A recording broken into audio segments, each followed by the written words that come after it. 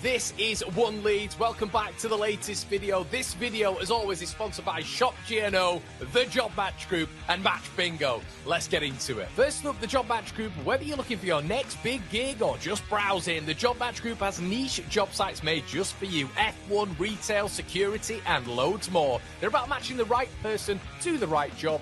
Make sure you check them out if you're ready to level up your career. Then we've got Shop GNO, an exciting new e-commerce site where you can grab exclusive deals and discounts. Right now, One Leeds has an affiliate link just below where you can score a 25 quid membership for free, unlocking special rates and benefits. You can even list your own shop on there with way better rates than Amazon, eBay, and Vinted. They've got some Leeds bits and some general bits now and launching soon, plus some great prizes just for signing up. This is all powered by a massive Leeds United fan looking to make waves in the online shopping world. So check them out and support your local. And don't forget our mates at Match Bingo. They're smashing it with footy fun. You can get 5 bingo cards for the price of 4 through One Leeds, and you can even deposit just $5 at a time to join the action. It's a big chance to win whilst having a blast with your fellow Leeds United friends. Thanks to all of our sponsors. Check the links in the description, and let's get on with the video.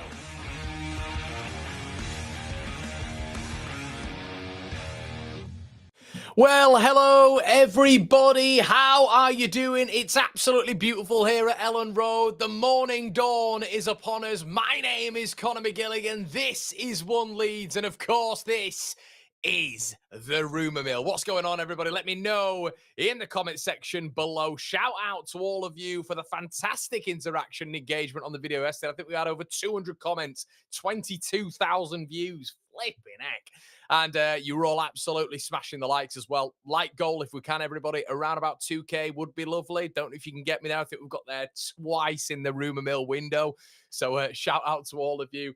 Shout out to all of the regulars as well in the comment section below. And of course, newbies. Listen, we have the returning subscribers that we have on these videos is unbelievable. We're at nearly a 1 in 2 rate at the minute. So shout out to all of you.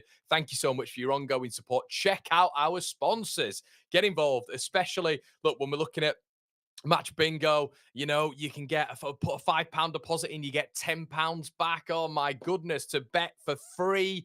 Do that, everybody. I'm getting involved this weekend. Might go for a little bit of a dabble on Ipswich, Birmingham. And listen, that leads me to something else as well. If you want to check out some championship content, some championship predictions, if any of you are still interested in that, my championship predictions are out there now on my second channel. If you're interested, everybody, we'll be putting championship bits on there. We have live shows sorted next year for that channel as well. So if you're interested in bits and bats, make sure you head on over there.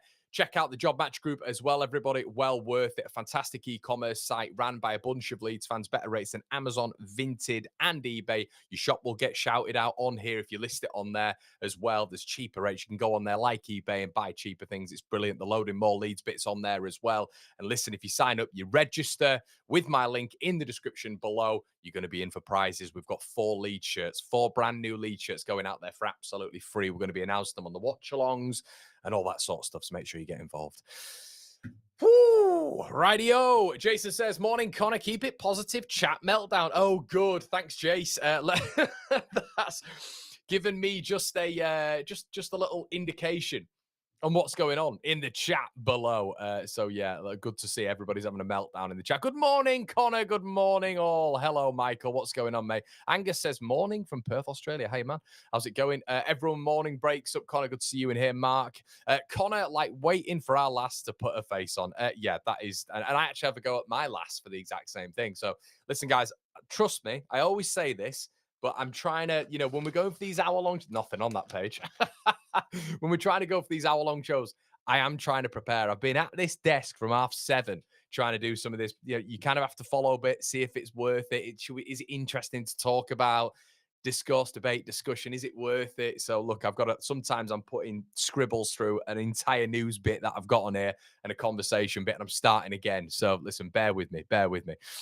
But good morning, all. Good morning, all. Bilal El Khannouss is getting closer. Pretty imminent, I'd say. There we go. David Oliver.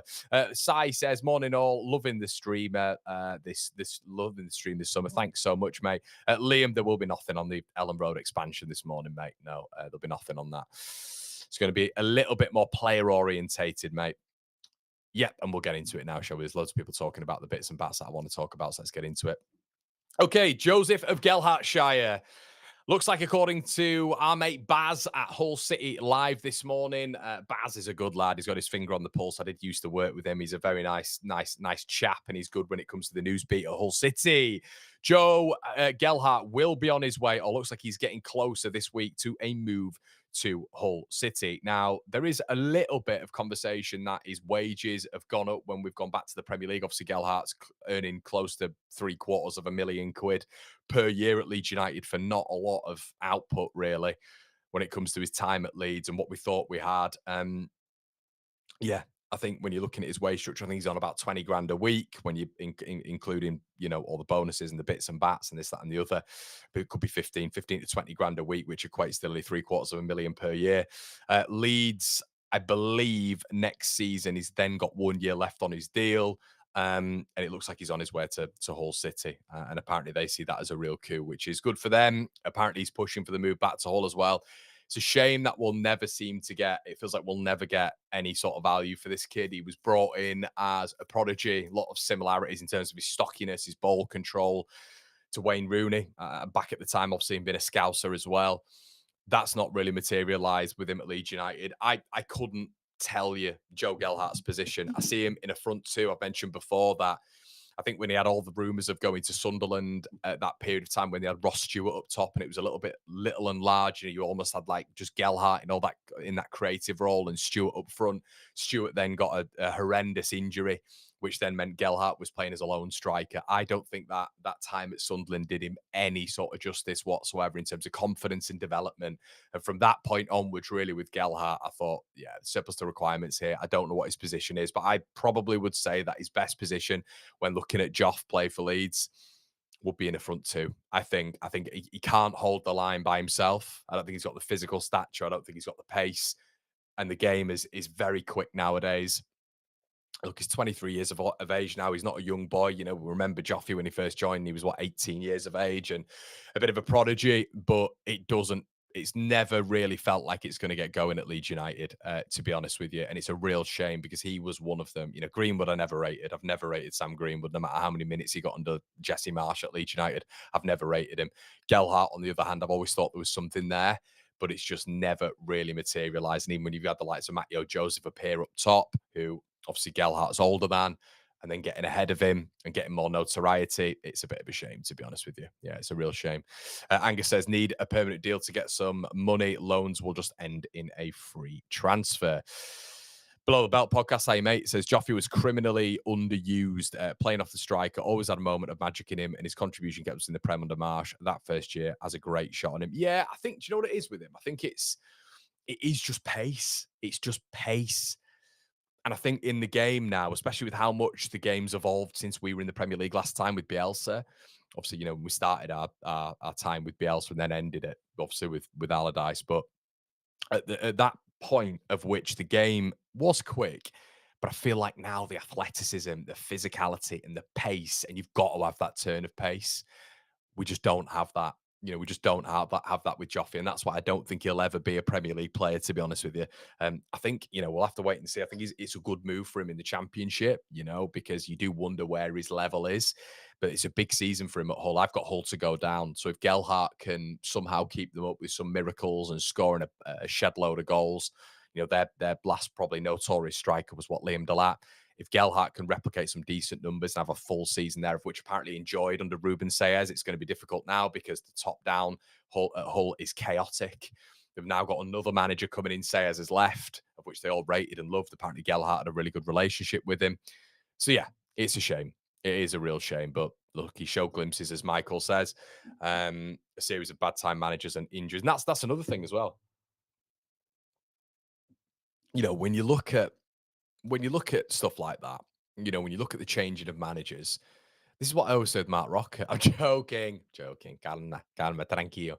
No, but the changing of managers just doesn't help players, does it? It just doesn't help players. It's different plans, ideologies, formations, tactical structure, framework, players in, players out. It's not ideal at all.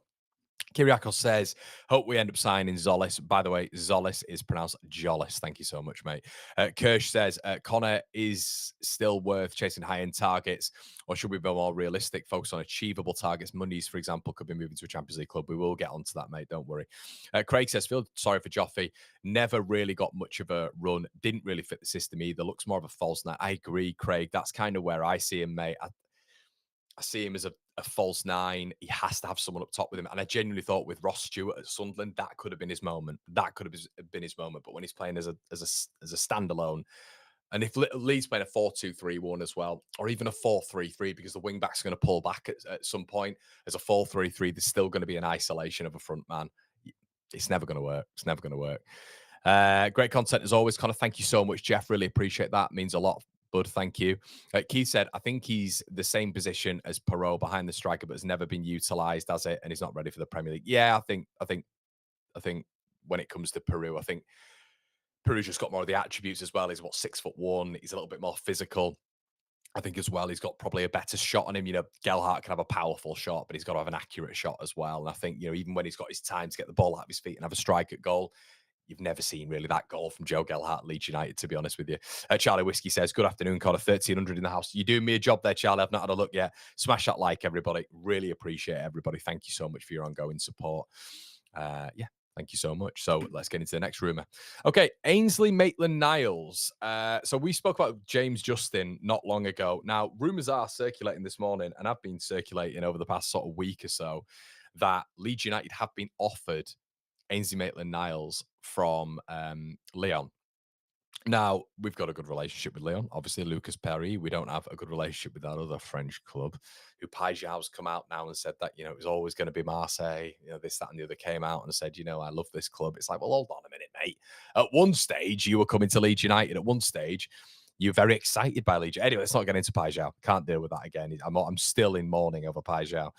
But Maitland-Niles, contract goes until 2027, wants to move to the Premier League, and apparently his representatives and Lyon's representatives have offered the versatile fullback to Leeds United. 27 years of age, has played, I think, around about 70 games for Lyon as well. He's done all right out there.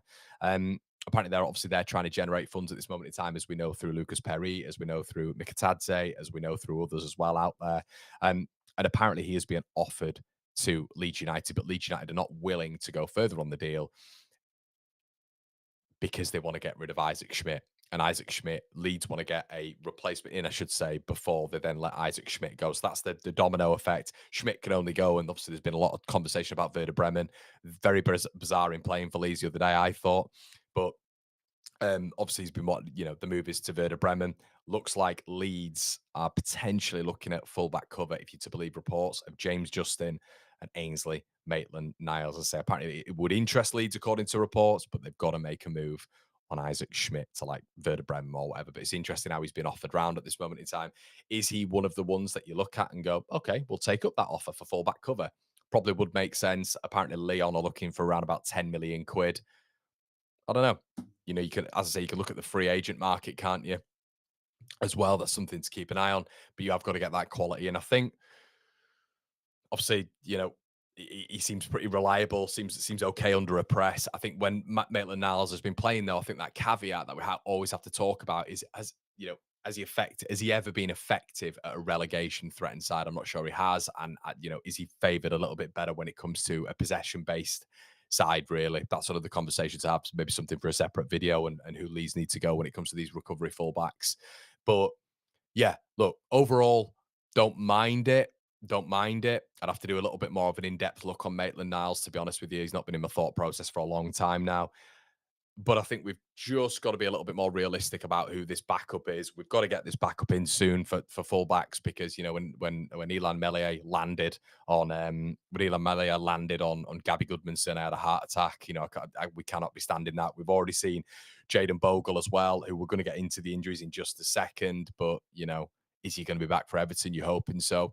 But that player coming in, like we've mentioned before, has to have that physicality, that athleticism, that speed of thought as well when it comes to decision making, and the understanding that they're going to be rotation. So Aaron Bolton, hey mate, says, loving the stream, Connor. Do you think we will get one of these stretch targets the 49ers are on about. Aaron, if you're talking about the stretch targets being the likes of Muniz and uh, the likes of El Khannouss, I do, mate. Yeah, I do, and I think we need that. I think we do need that right now, and I think the 49ers are very aware of this because this is why I think it's taken them so long. Because, and we're going to get into obviously the key rumors that you're talking about. We're speaking about all of those three players today, amongst others. So stick with us here, everybody. But I think I mentioned this yesterday. If you guys didn't catch the stream, I know there's a lot of regulars here, but there's some new people as well. To stay in the Premier League, you have to recruit at a level of which is effectively not beyond your means as such. But Kirsch mentioned it as well. Do you need to go for more realistic targets? The conversation is, what does realistic target mean? Does that mean Manor Solomon coming back? Does that mean, I don't know who is the realistic targets? We'll get into that towards the end of the video, but is that? Is that a realistic target for me? If that's what we then do, we are giving ourselves a real difficult task in staying up, and it's going to be difficult anyway. But if you aim high and just get a couple of them in, if you're able to do that. Let's say if you've got let's say hypothetically, you've got a 5 to 7 shortlist, right, of these out of target players, and you manage to get 2 or 3 of them, or you manage to get 1 or 2 of them, they could be the difference makers. You've got to aim for the stars, like we've done with Pajal, like we've done with Rodrigo Muniz, and you just got to work on that deal, but you've got to be working on other deals in the background, 100%. Jay says 10 million is a drop in the ocean, counts towards the English player quota as he was in the Arsenal Academy. Plenty of experience for me, no brainer. A few people as well talking. The thing is, JB, take a look at Sassy from Mainz. Connor, we were linked recently. He's going to want to be a starter, mate. Mainz have had a fantastic season. They had a fantastic season last season. He's going to want to be a starter, mate. I don't think you. And look, you sell that project to him, don't you? You sell the project of, look, come to Leeds and you're in competition with Gabby Goodmanson.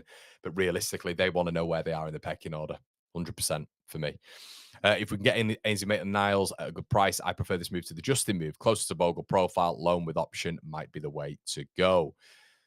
Would prefer facts versus endless rumors, gossip. But Connor, you have really stepped up. Well done. Thanks, Adrian. I'm trying my best, mate. Trying my best to keep you guys entertained as well. My name is Jeff. Sorry, mate, that just flagged off there. Would like to see us set our sights wider for a striker. World is a big place. We are Premier League and pull and money come on 49ers. Manager said the other day. Hi, Knox. How's it going, mate? Aaron as well has followed up his comment and said, I love Manor, but don't see him as playing the Leeds in the Prem. Yeah, we'll get on to that in the end, mate, because I'm getting slightly sick of being asked about him, to be honest with you. Not by you guys. You guys can ask me whatever you want. I love all of you. My mates are doing my head in. It's just every single day. Solomon this, Solomon that. We're going to get into the end, and that's going to be the part of the discourse, debate, and discussion. It's not just going to be me putting my opinion on you, but I want your feedback. You guys unequivocally on the poll yesterday said that you would prefer Manor Solomon to come back. You would go for Manor Solomon. I find that interesting, and I love you all, but I completely disagree with you.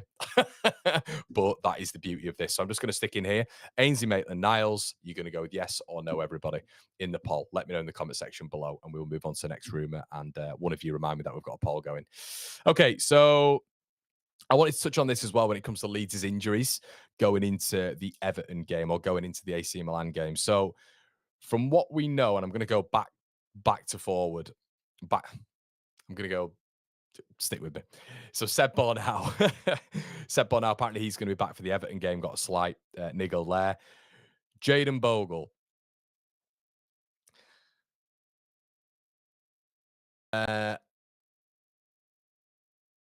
Yeah, this is one which Leeds Live have put something out there today that he's going to be expected to be back for Everton. Daniel Farke spoke on it and said that he's a massive player for us, as we know. He needs to be back for that game. He thinks Farke's pretty confident that he's going to be back for that game, which is good. Means that he misses the AC Milan game, which you would expect Schmidt to be going right back again. I think for that game, that's what you would expect. DJ looks to be back for AC Milan. The big one that I wanted to talk about this morning is this guy. Now, the rumor is it's a groin injury. Now, it depends what grade it is, but it's an adductor injury as well. Now, I can tell you I've had adductor injuries before myself when I've been playing football, and they're an absolute nightmare to get rid of, dependent on the grade. My grade wasn't too serious, but dependent on the grade, apparently he was going for scans this week when it comes to Jack Harrison. Now, the reason this is quite interesting, and I'm not saying this was ever going to happen anyway, But David Moyes was speaking last week about no one being off the table when it comes to wingers. Paul Joyce, who's an excellent source for Everton News, was suggesting last week that Jack Harrison is not off the table. Now, since then, they've made an offer for Tyler Diblin.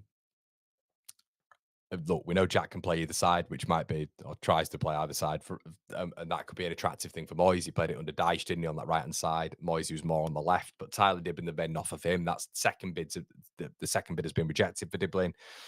On top of that, there is interest in Malik Fofana, but I think Diblin is clearly there set down from that, and they've moved on Dewsbury Hall as well, which is a really good signing, under 30 million quid. So they've moved on for they've got Dewsbury Hall in, or it looks like they're about to sign that deal. So I'm and where I'm fitting this puzzle, everybody, is with Jack Harrison having an adductor injury now, and we know that the window is open for less than a month now. Having an adductor injury, there is a genuine realism, dependent on the grade, that this guy could be out until after the window. Now, which hopefully Leeds are trying to push to get him out. I'm not 100% sure after this news at the weekend. I was speaking about it with Gabe the other day, and I was saying I'm not now sure, depending on what injury it is. There's conversations that he might be there for AC Milan. There's other rumours suggesting that he might or might not make it for Everton. Daniel Fark, I think, said, I'm paraphrasing here, but we need him back. He didn't say he's an important player as such, but he said, we'd like to have him back for selection or whatever, like he's going to say. But an adductor injury in particular is an interesting one because dependent on how far he strained it, that could be 4 or 5 weeks, maybe even more. If it's just a little bit of a tear or it's a little bit of a pull, it could be 1 week. But Farker has said he's unsure. Scans are coming, but it's interesting when it comes to the transfer complexion now, that if he is out for a month or if he's out for 2 to 3 weeks, for me, there's no way a club comes in for him. So I think we've got to sit tight at that point. And now it's getting closer and closer and closer. And you kind of get an Everton, who I thought was the only real viable link, unless there's something from the MLS, which we're not hearing anything of. I think we may be in for a season with Jack. I think Jack's going to be here, to be honest with you. I think that is going to happen. Let's have a look at what is going on with the poll in the chat. Let's have a quick look at what you guys are saying. Yes, people have said that they would take Ainsley Maitland-Niles. We've had 71% of you saying that with over 300 votes. Well done, all of you. Welcome to Carl Howe as well, who's become a YouTube member. Shout out to you, Carl. Yeah, so that's kind of where I think we're going to be at with Jack Harrison. That's where I think we're going to be at. Connor, how do you feel regarding Joseph? Yeah, not ideal, mate, but look, if he gets some moves and we're able to get a bit of cash in, or if he's able to go out on loan, go out with an option to sign, not an obligation, Leeds can get him back. I'd be fine with that, to be honest with you. Raleigh St. Clair says, Slattery's pub next to Aviva Stadium will be top spot for pre-match pints, closest to the stadium. Spills. Yep, thanks for that, mate. Appreciate that. Everton won't get Fofana. Yeah, Lorenzo it is. Yeah, groin injury, adductor injury. Yeah, that's the reports out this morning from Leeds Live. Mr. P says the Harrison injury is primarily his contract, making it difficult to get rid of him without compromising on any deal to sell him. You're right. Bang on. Absolutely bang on. Good to see you in here as well. Lofts, good to see you in here. JC says Jackie will be bench fodder for cup games. I'm not overly fussed if he stays or goes. Hopefully, mate. Hopefully you're right. Right. Our good old pal Joe Donahue put out a report, or not a report, but he put something out. Now he's working for 442. Joe put something out and said that Josh Brownhill, is very specific as well to Leeds United. Now he's obviously working for 442 as well. It's interesting that he put this out. He's an admirer of Leeds United's setup, apparently, under Daniel Farker, an admirer, which says to me that he's quite excited by the Leeds United sort of prospect in the Premier League. I'm sure he is. 18 goals last season, was phenomenal in the Championship. Clubs across Europe apparently interested in him. Give Me Sport are suggesting that Leeds are one of those clubs as well. Stats last year were absolutely off the charts. Let's just have a quick look at them.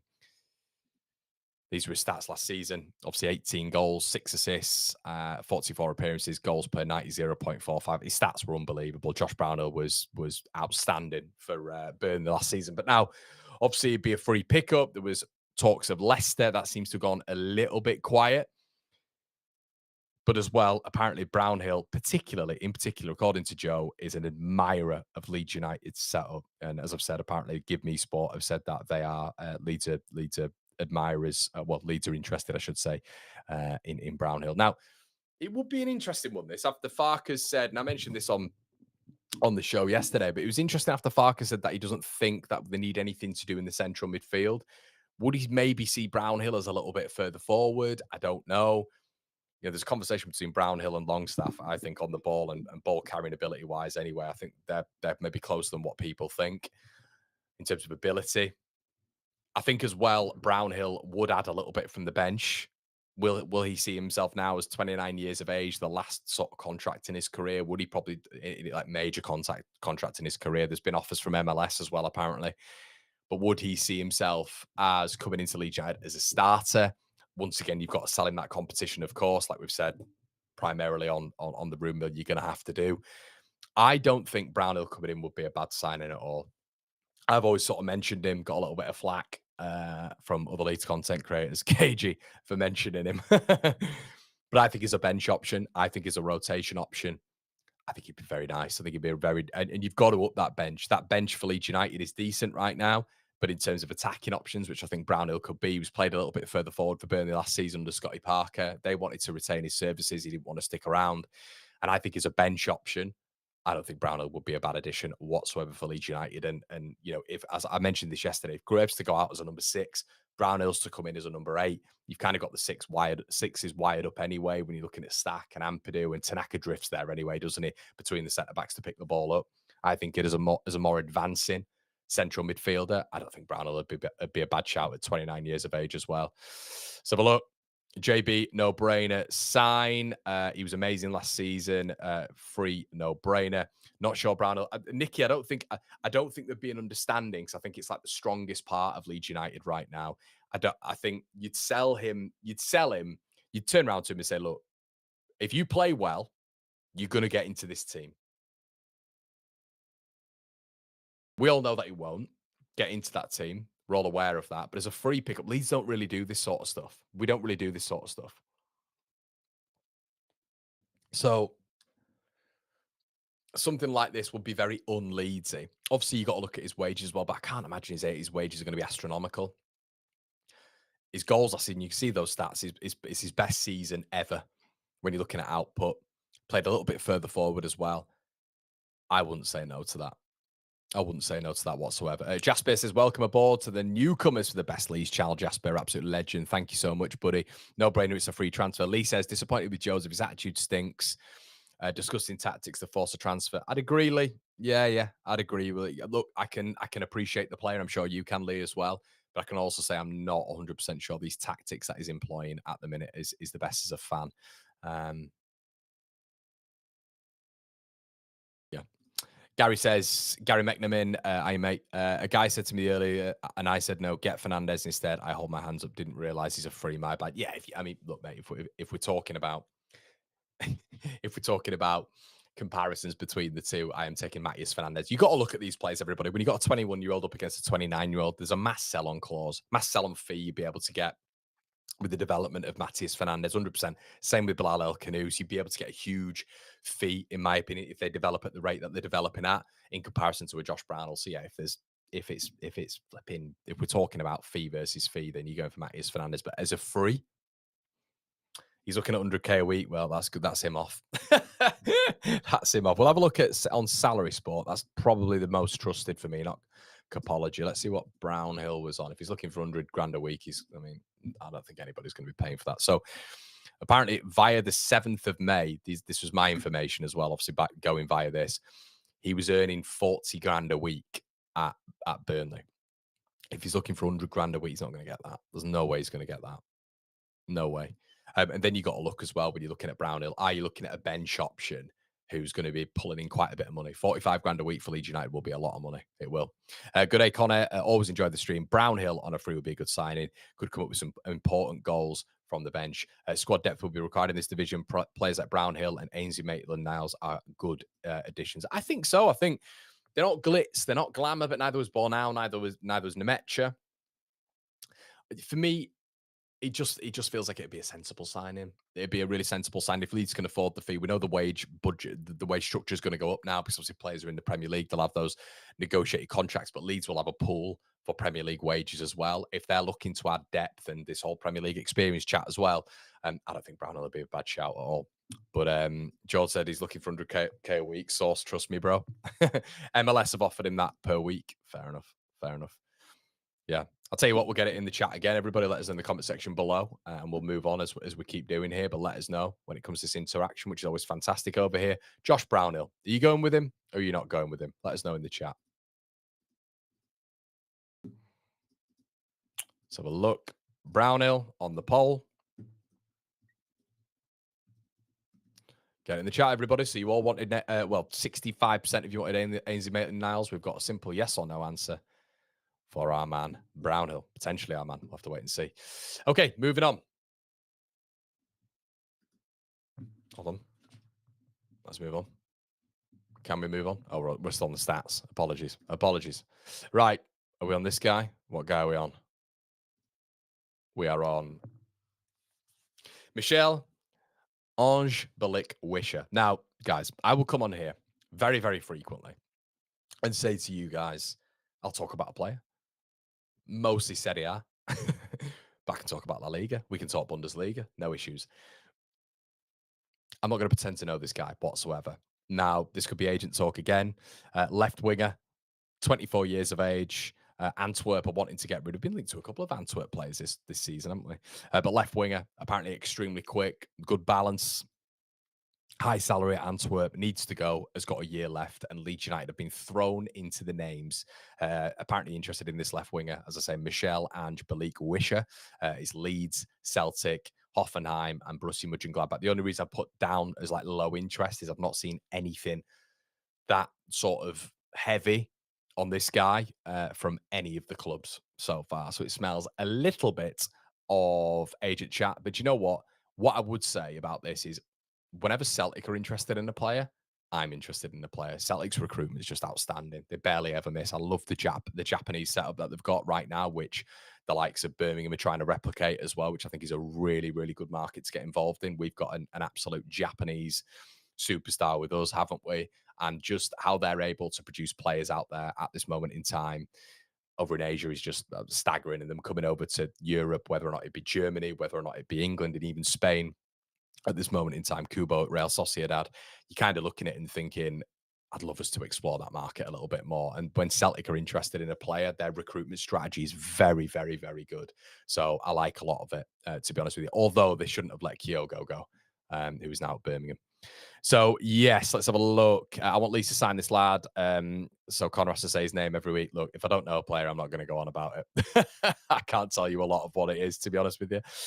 So there we go. He's been offered 100k a week by Toronto FC. There's no mention that he's looking for that. There you go, Stephen. That might be the context there. The difference in us staying up or not is coming down to the quality of the 2 or 3 attacking places, Danny. We bring in between now and the end of the window. Bang on, mate. How can anyone say no? It benefits us in every aspect, and we make a profit as he is a free. Let's have a look at the numbers that you guys are putting up for this one. As I say, guys, if you want to get involved in the poll, you don't have to say anything, but if you fancy getting the names in, 68% of you have said yes. Over 300 of you voted on there as well. Okay, slap a like on the video as well, everybody. We've got around about 1,600 of you in the chat this morning. Great to hear that. Never heard of this guy, but we never heard of Rafinha as well. So with that logic, get him in. Can you imagine his song? Michel Angelique Wisher. Yeah, maybe. So reactive. One good season in terms of output on pens and free kicks and a massively dominant championship side. He would be a waste. He's leaving Burnley because Yob wants a big bump in wages. Won Sang is a great winger on the agent market. I don't know if Won Sang. I don't know if you know when someone puts certain names in there and you're thinking, are you trying to get me here, Sam? But I don't know, mate. I don't know. Yeah, you could be right. You could be right. So there you go. Tanaka was the Yorkshire Terrier against Man United in Stockholm on Sweden pre-season. Yes, Elmi, I know you were there. And yeah, he is an absolute legend, isn't he? Here we go again. It's turning into the Igor Pajau saga, isn't it? We've always got Rodrigo Muniz in the background, but Bilal Elkous, I've not put any of his stats in here. We know his stats. We know the clubs that are interested in him. And let's get into it, shall we? Okay, latest. Spurs are pushing. Why? Injury to James Maddison, who can play in around the number 8, the number 10. Apparently, Spurs are considering El Khannouss. Apparently, they're considering a few other options as well. Eze as a push. Obviously, we know Palace are interested in money coming in. Glasner has not had that much money to spend this window. Obviously, Palace need a little bit coming in. So apparently, Eze's release clause is around about 62 million quid as well. That would mean that maybe Palace are then going to go in for El Khannouss as well. Apparently, they're really interested in him. This could be the whole delay. The latest news is Leeds are the furthest on. Leeds are ready to trigger that release clause. From what we know, they've not done it yet. Some reports are stating that Leeds have done it. I would take some of those reports with a pinch of salt, aka Sebastian Vidal. Take that with a very large pinch of salt, a glass of salt. But I think when you're looking at a Tottenham perspective, it is a really good replacement. It's a really good replacement. But this is why, everybody, and I mentioned this yesterday, you cannot always just look at relegated players and think to yourself, they are not good enough, and especially for Leeds United. I don't have these sort of this grandeur look at us that we think we now are. We're not as good as people think we are. We're not the lure that people think we are as well. Bilal El Khannouss for me would be a terrific signing for Leeds United. A few little stats to throw at you this morning as well, because Morgan Gibbs-White has been linked with Spurs, as we know. He's created more chances in the Premier League last season, El Khannouss, than Morgan Gibbs-White. He's an exceptional dribbler. We've spoken about this on the channel before. 13 ball carries per 90 over a 5 to 10 yard stretch, which is the same as Mo Salah. His passes into the opposition area are 5.3 passes per 90, despite playing for a team, obviously, who, when it comes to statistics, have had the fewest passes per game. Bilal El Khannouss, obviously, we know he's a huge creator, huge innovator, which is why I've spoken about him being a 10. He was credited last season for over a quarter of Leicester City's passes into the opposition box. Of the 86 players to attempt 50 dribbles in the Premier League last season, only Callum Hudson-Odoi and Jeremy Doku had a better dribble rate than El Khannouss. And as the context is, none of them play in a central area, which is more congested, more compact, more difficult to get dribbles completed than Bilal El Khannouss. Now, yeah, that's more of the context. I think when you actually look at the number crunching and how good he actually was last season, we all know he created 42 outright chances last season as well in the Premier League.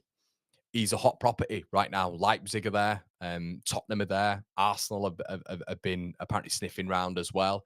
It will be a terrific signing for Leeds. As I've said, everybody, the latest news on him is still the news that we all know. But Tottenham are now apparently considering him on a shortlist with others because of the James Maddison injury. So there you go. Let's have a look. Spurs looking at Grealish. Yeah, be interesting to see if that one gets done. I think the risk is when it comes to Bilal El Khannouss for Tottenham is they're at a higher rate than we are. I've mentioned him in terms of ability being a very, very high product player, in my opinion, and a high level player in terms of what he can get to at 21 years of age and what he is right now. And I think I was going to develop similar to that of Matías Fernandes of Southampton. But for Tottenham Hotspur, replacing Maddison, that's got to be a really big position that they invest in. Really big position that they invest in, especially with them probably looking for Europe again. JB says, apparently we've triggered it and offered 50k a week. So if he wanted to join, it would be done. Understandably waiting for deals to materialize. Beck Saga could be the new CDM saga, could be the new Pajau saga, mate. Coming up to scope for players with full names and not acronyms. We might stand more of a chance. Rich says, if we get Bilal in, we're looking at mid-table finish. He's that good. And with the other players we've signed, we're looking up rather than down. Can Spurs just raid Brentford and get someone like Damsgaard? Yeah, I think Damsgaard would be interesting because I think obviously with the Thomas Frank link now and his assistant link, Justin Cochrane as well, that would be a deal that would probably be very more likely for them to get done, maybe a little bit cheaper as well. And we would like that too, wouldn't we? Damsgaard being taken off Brentford would be lovely, to be honest with you. Jay says, I really want El Khannouss. And I've talked about being, and we have talked about being willing to meet the release clause, then get the bid done and put some pressure on. Martin says, Connor, it annoys me when a club says we are prepared to meet the release clause and then don't do it. Just gives others a chance. I guess we just don't know, mate. I guess we just don't know what.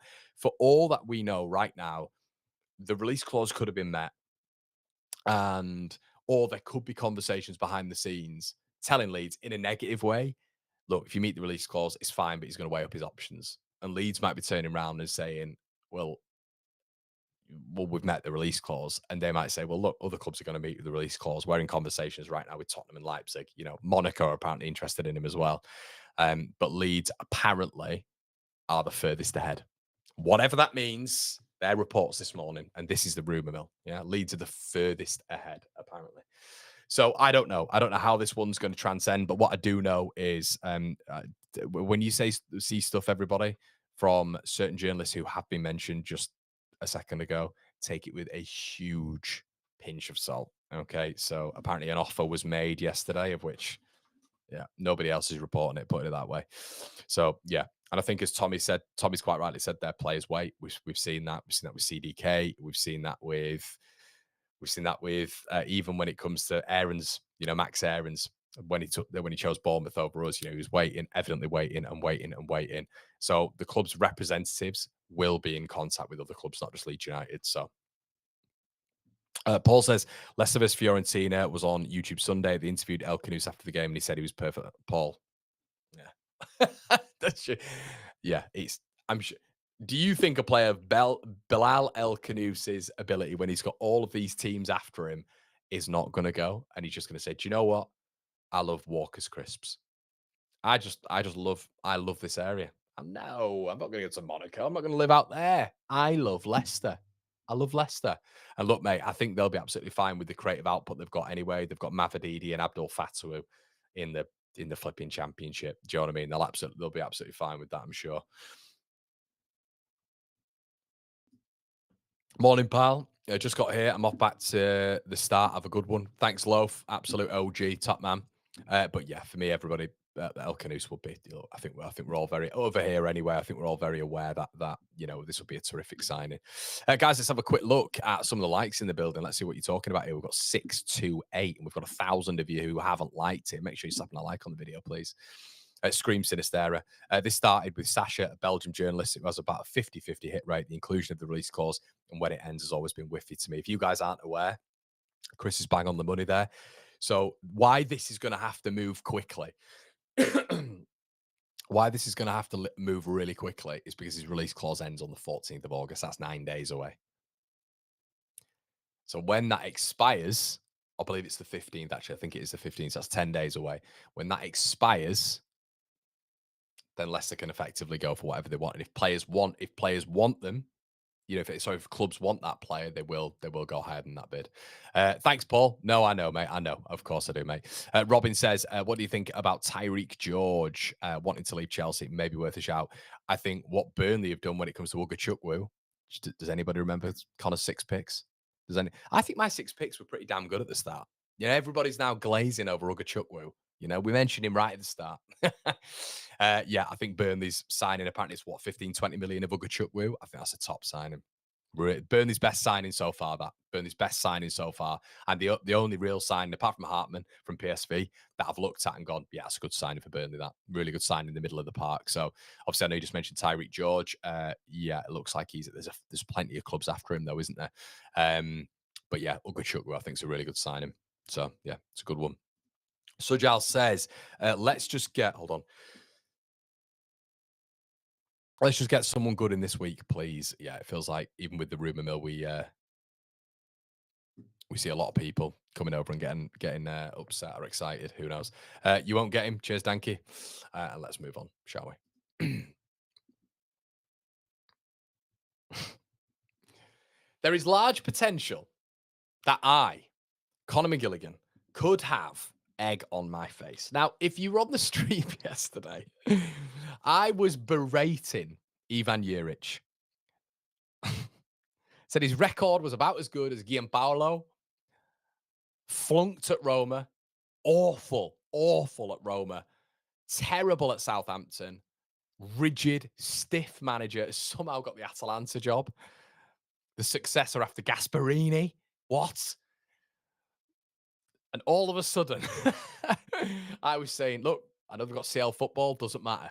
It's Ivan Juric. No way. All of a sudden, Damasio reporting this morning, Sky Sports have reported this morning as well that Atalanta have put him top of their priority list. But Damasio reported that apparently Atalanta representatives are heading to London today to continue negotiations. Now, the pushback from this is Jack Kelly, who's a very reliable source down on the Fulham end. Works for West London Sport, Fulhamish Pod as well, which is one of the best podcasts out there. And he's an accredited journalist working close with Fulham. He said that Fulham have absolutely no intention of selling Rodrigo Muniz this window. 2 years left of his deal, including an option for a third. So I've seen Jack speak about it before as well, and he said, "Look, there's no way they let him go. It'd have to be a ridiculous fee." Now, this one is interesting, I guess, when it comes to Muniz, because I said the other day that it feels very Ben Whitey in terms of just Brighton never wanted him to sell, wanted to sell. Evidently, Fulham don't want to sell Rodrigo Muniz. That their target would be Ricardo Pepe at PSV. We spoke about that yesterday. If you want to check that out and go into the detail on that one, it feels.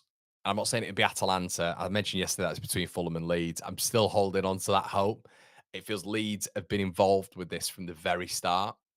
And with what Kirsch was saying, with what others are saying in terms of being involved in a deal to get a deal done and to pull it out the hat. Leeds have put a bid in for this guy. We put 32 million quid in. It was rejected. I feel that Leeds are still there. There's been absolutely no conversation about Leeds leaving the race, which normally there is. Leeds have moved on to other targets.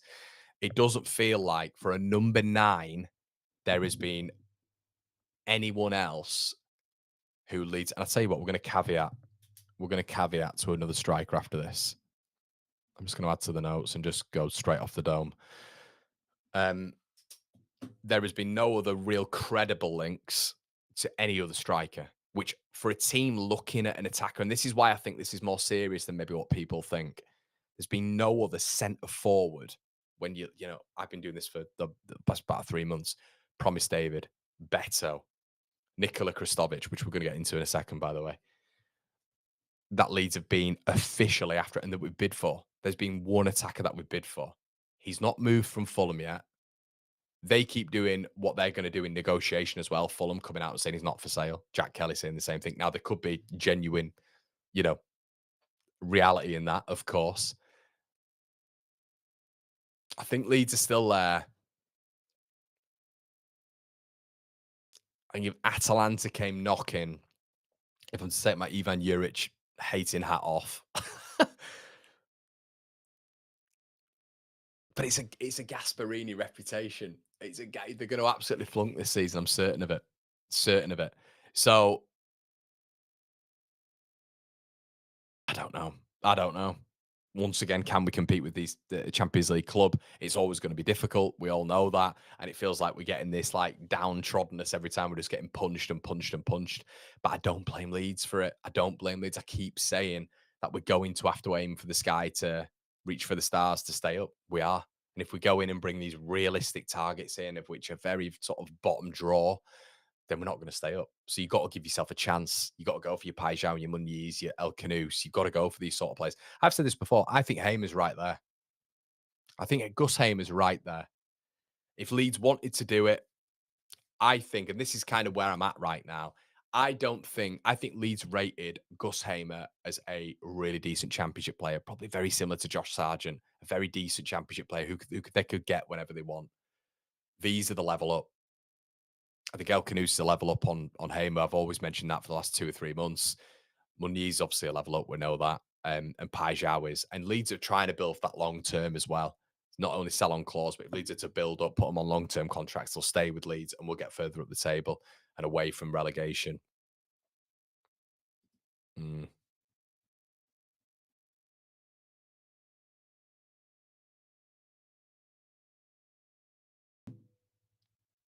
I'll tell you what, if there is another player of the level, I mean, I've mentioned Ricardo Pepe, and there'll be a few of you in here who'll be able to mention a few.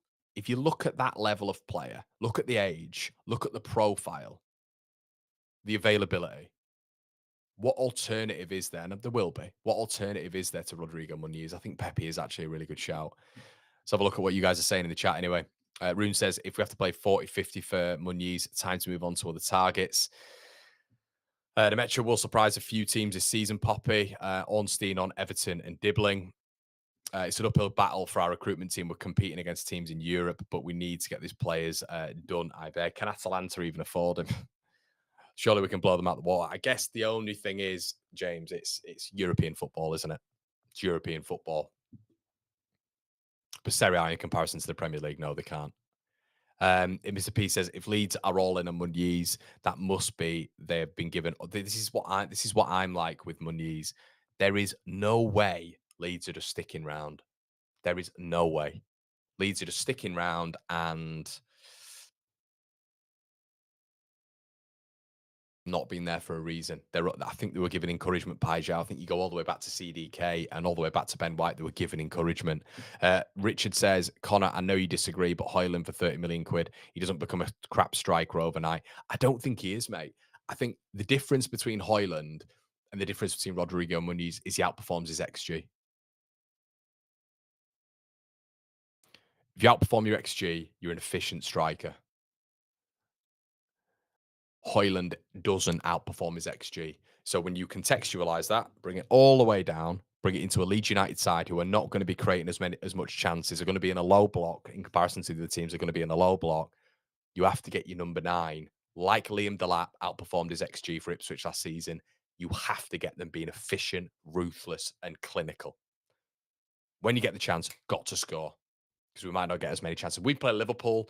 Rodrigo Muniz, he scored big goals last season as well as any Muniz. Big goals for them against big teams. So he's shown he can do that. But yeah, this is what agents are going to do. It's what agents are going to do. They're going to wait. They're going to wait. They're going to wait. Karim Kanate from Salzburg says, Sam. Højbjerg on ridiculous wages as well.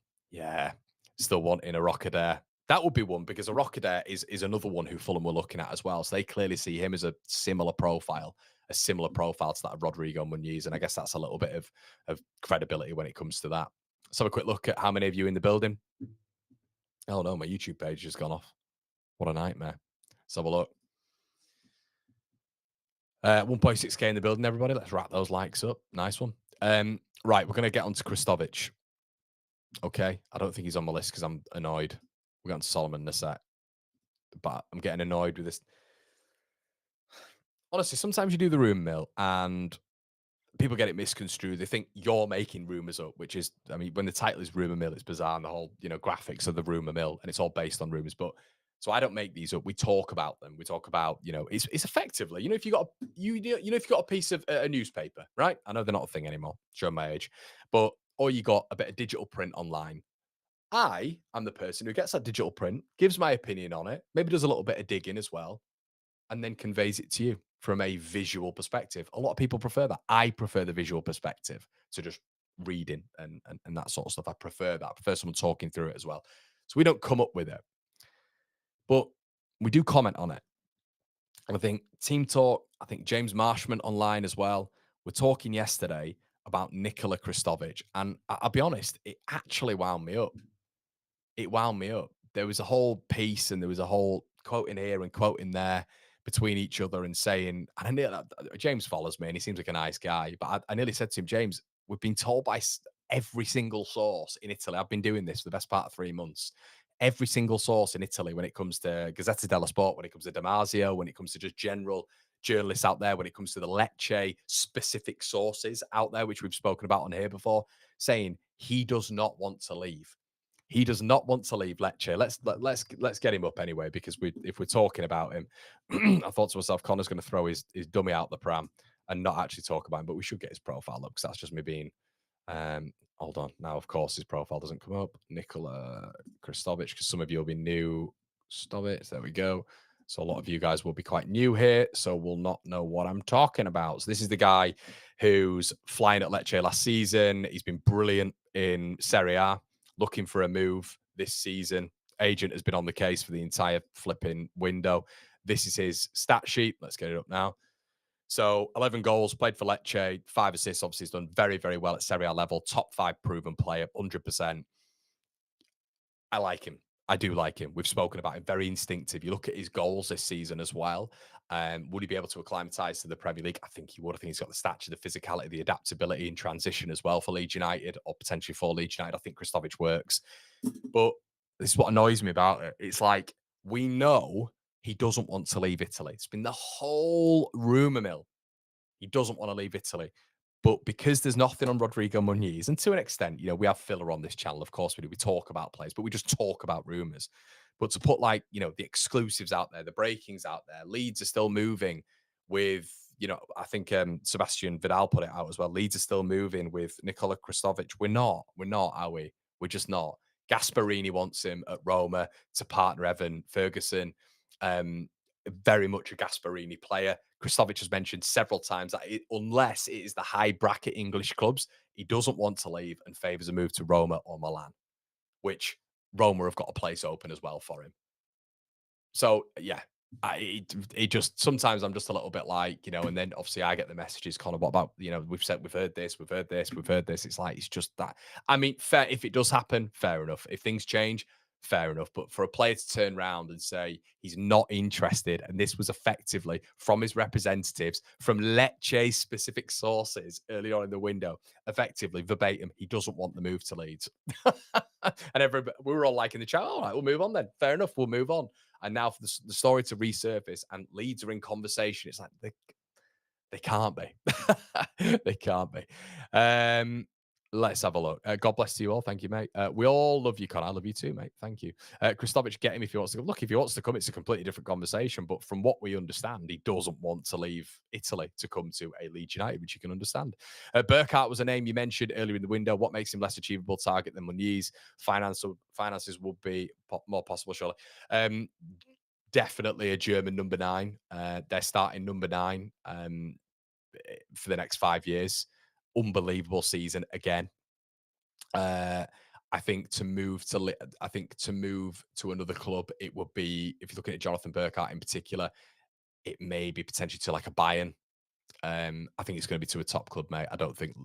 And once again, this will be the agent chat, won't it? You don't need to go to Leeds when, in 6 months' time or 12 months' time, you'll have Bayern knocking at the door. Yeah, I think it's level up, to be honest with you, mate. Okay, let's have a look at the next one, shall we? Okay, so this is the DDD. The DDD today. Kirsch, I'm looking at you for this, mate. Right.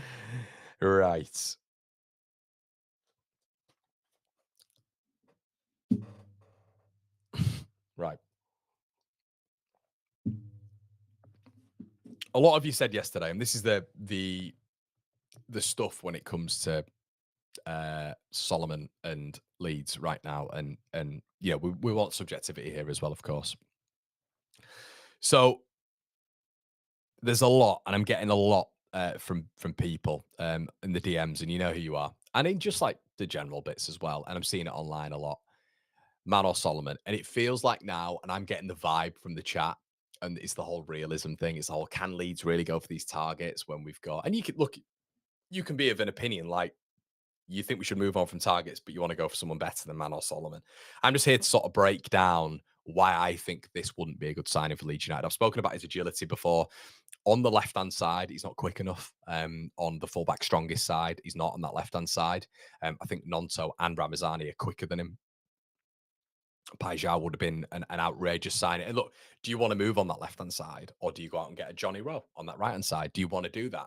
Will Farke do that? Will he prefer maybe going out and getting a runner who he's aware of, who'd be better on the counter-attack, and then you've got those two on the left, you've got those two on the right? Would that work? Would that be a nice balance? Potentially. Potentially. But if you are to go on the left, I think you've got to get a certain profile. Pajau would have been that profile. I think that is what Leeds were looking for on the left. I'm actually going to go out there on a whim and say I don't think Leeds will get another left winger in. I think if we get a winger in, it's going to be someone on the right. I think he was just Angus Kinnear's verbatim word, or phrase, I should say, market opportunity when it came to Pajau. So in the Premier League, Manor Solomon, 761 minutes across 24 appearances. In those 24 appearances, 2 goals, 1 assist. Willie Gnonto in a Leeds team, not a Fulham or a Spurs side, has a better per 90 goal involvement in the Premier League. Okay. At 0.40. And that was at like, what, like 19 years of age. To Solomon's 0.16 in the Premier League. Okay. And he's also got more goals and assists combined than that of Manor Solomon, with being 5 years younger. Okay, the context of it a lot as well towards the back end of last season was the Premier League season was, it was chaos at Leeds, wasn't it? Finishing the relegation spot. Bielsa had obviously moved on before that, but then we had Marsh, we had Garcia, Grazia, I should say, and then we had Sam Allardyce. Now, what was interesting was when I looked at that Fulham side, okay, and I believe that was the Fulham side that stayed up. Okay. So they brought in Willian left side, and I think Harry Wilson was playing on the right hand side. Okay. Then they had Mitrovic up front. So they're kind of the profiles that we're looking at, really. In terms of on that right hand side, we've got an out and out speed merchant, really, which they had on the left in Willian. But we've actually got a lot more speed, I think, on either flank than what Fulham had in that team. When you're looking at Wilson, a better shot, a better striker of the ball than any of our forward three, though. Now, the reason I think Wilson played in there as well is because it was compact. So I would say probably Fulham was his most meaningful Premier League run. If you to disagree with that, you can put it in the chat. I think he got 4 goals in 19 games. Now, the interesting style of what Fulham played was it was a 4-2-3-1, and they played a 4-3-3 as well. Marco Silva in charge, and they played a low to mid block and looked to hit teams on the counter attack. Marco Silva would use Manor Solomon as rotation. Didn't have a great period there. Obviously, we know that, and it's been mired. But Solomon's entire career has been mired by injuries. But Willian at 34 years of age, and we know Willian's turn of pace is exceptional. But you need that on a counter attack. You need that on the transition, which Silva understood. And Wilson was right wing, and I think Wilson almost formed a front two at points with, or like a cam in behind Mitrovic. But Mitrovic, the starting presence we've spoken about, would be a similar player to Rodrigo Muniz. Bring you into the game, fight off, and you're on the counter attack with your quick players. Solomon wasn't favoured by Marco Silva there whatsoever. And the whole premise was it was a structured counter-attacking system where others were trusted over Solomon. And you look at some of the rhetoric round Solomon at that period, did a little bit of a deep dive, and there was a lot on tracking back, pressing diligently, consistency, and obviously had that purple patch, didn't he, where I think he got 4 in 4. I think one of them was against Leeds, or 2 of them were against Leeds in the sort of January, February period. But the whole conversation is, well, Connor, it was injuries, it was this, it was that, the other. But that formulates the conversation. That's the whole thing. You can't have one good season where you stay away from injuries for the majority of it. It wasn't an injury-free season for Solomon last year, but he stayed away from it for the majority of it. Getting into this season, you kind of then look at Thomas Frank's words about Odeber. You look at the other wingers that he's put effectively ahead. Matthias Tell, he's put them ahead of Manor Solomon. He didn't even mention Manor Solomon. Brennan Johnson, another one, didn't mention Solomon. So I think he's going to be surplus to requirements there. But the other thing is, everybody, he's injured again.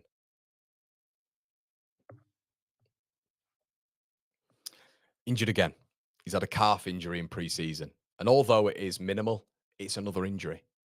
So I think we've got to be really careful in doing this whole thing of having this nostalgia, this sentiment towards Manor Solomon, and thinking to ourselves, we've got to go get him in there because he's the realistic one. Well, there's no other clubs in for him. So do you really want that? You want competition. You want to be there for the end for some of these top players. Is he really going to be that needle mover starting week in, week out for Leeds United? I don't think so. I don't think he will be. And that upsets people that I say that. I've got my reasons for it, which I've just explained. He's never proven anything in the Premier League. The caveat to that is, well, he's always been injured. Well, yeah. Is that a get out of jail clause? The fact that he's injured. What if he's injured for Leeds United and we spent 20 million quid on him and he's the so-called marquee signing?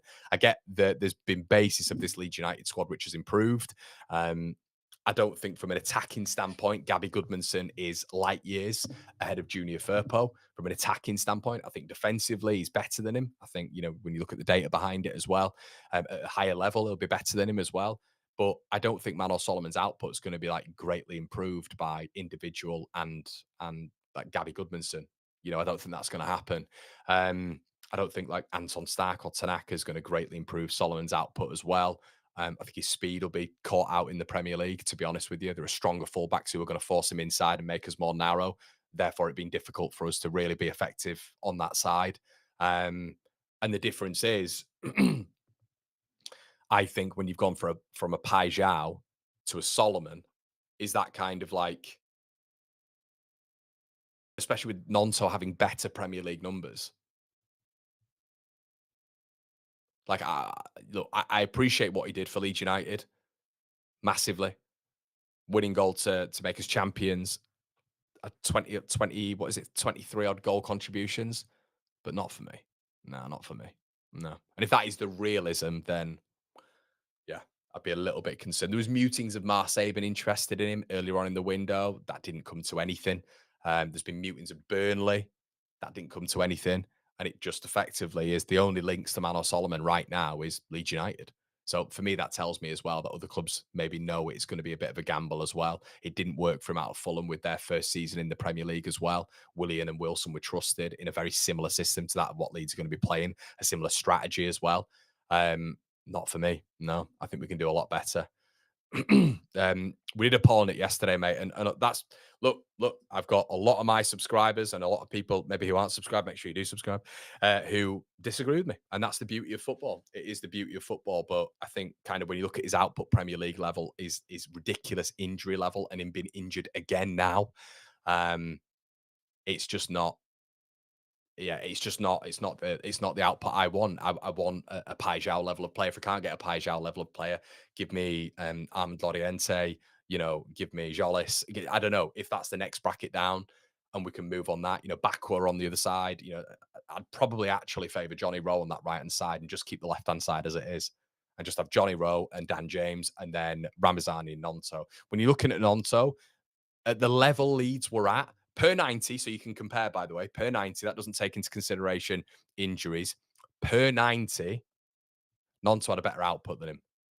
Goals and assists, contributions per 90 in a terrible Leeds team, which was chopped and changed with managers and personnel. So I don't get it. I just don't get it. It doesn't mean it doesn't make a lot of sense to me, to be honest with you. Especially if the conversation is, oh well, Spurs will take less than 20 million quid. Oh, will they? Well, what's that then? Is that just less than 20 million quid? So that's kind of where I'm at with it, to be honest with you. But yeah, what I'm going to do is I'm going to put a pin in the Solomon chat. Unless we are, because I get asked about him all the time, but unless we are actually going for Solomon, I'm just going to put a pin in it, guys, because it's just not for me. You know, it just feels like we are talking about him quite a lot, to be honest with you. Mr. Peace is a recently promoted team. The pull of the players in itself is just not enough for most players. Don't want him. Connor, you're the top man with Leeds podcast. You put everything into it, but Muniz isn't coming. Thanks, mate. That's a bittersweet comment. I appreciate that from Scribs there. Thanks, mate. Don't wait all window for Muniz. Cali Muendo. Yeah, a lot of people talking about Cali Muendo, 100%. I think the fans are worried this will go to deadline. I agree, mate. Dubry Firkin says, take Solomon all day long. I swivel because of Pai Zhao. We would have had him as a squad player. So, Dubry, you bring Solomon in as a squad player then? Is that what you bring him in as? So that's kind of where I'm at with it. But Stripper, we did one yesterday, mate, and it was people were very, very heavy on Solomon, which is absolutely fine. Guys, we are going to be back tonight. You lucky, lucky devils. We're going to be back tonight with White Noise with Brownie. So I will see you then. Before you leave, please do us a favor, slap a like on the video. Really appreciate all of your support as always. Everybody, you've been an absolute gem again this morning. All of you sticking by. You're all here till the end of the videos as well. So I've got to say a big thank you to one. I've got to say a big thank you to all. As I say, stick around, slap your notifications on, because I am going to be putting the brownie thing up, and sometimes it doesn't get through to a lot of your phones. So make sure you're checking that out.